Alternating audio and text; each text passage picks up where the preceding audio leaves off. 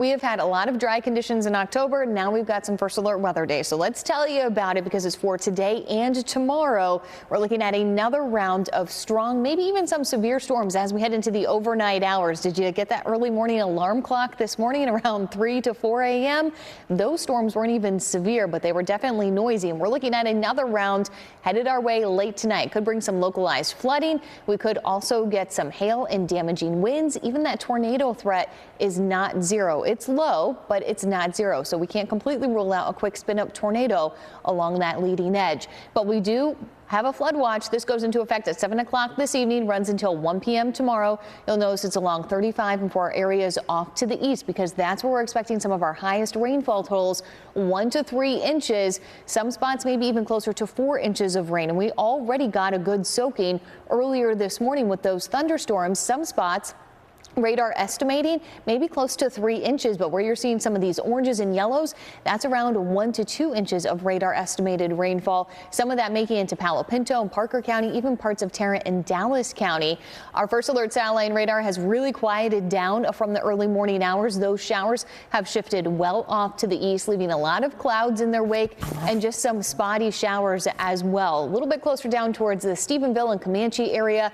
That's where we're looking at some of that light rain near Hyco and Hamilton. This is going to continue to shift off to the east. It's just going to be a quick splash for you, but we will continue to see these spotty showers as we go through the day today. So if you are running errands, you are going to want to keep that rain gear handy with temperatures topping out around 78 degrees. But you'll notice those rain chances really start to ramp up after sunset tonight. So our greatest severe threat is that level 2 slight risk for our western counties. This is where we could get that quick spin up tornado.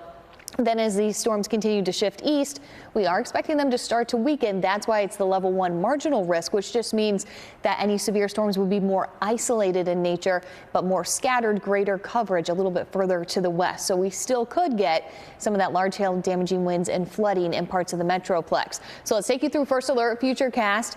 Just some spotty showers during the daytime.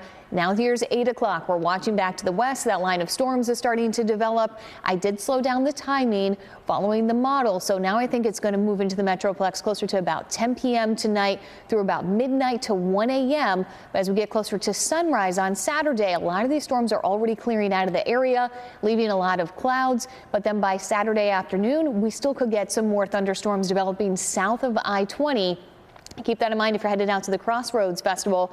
And these storms could also bring an isolated hail threat as well. So that severe threat for tomorrow is that marginal risk south of I-20, maybe some hail with some of those afternoon thunderstorms. And then in Dallas, right now we're seeing some very cloudy skies across the area. We've got those temperatures sitting in the lower 70s. Highs today, those are going to be in the upper 70s, a little bit cooler up along the Red River, but it will be very noisy overnight tonight.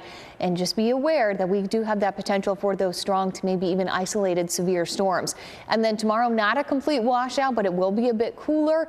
And then look at that first alert 7-day forecast. Next week looking really nice. Finally like fall. Sweater weather is in the forecast Wednesday and Thursday. We're tracking highs in the upper 60s, maybe even some mornings in DFW in the upper 40s.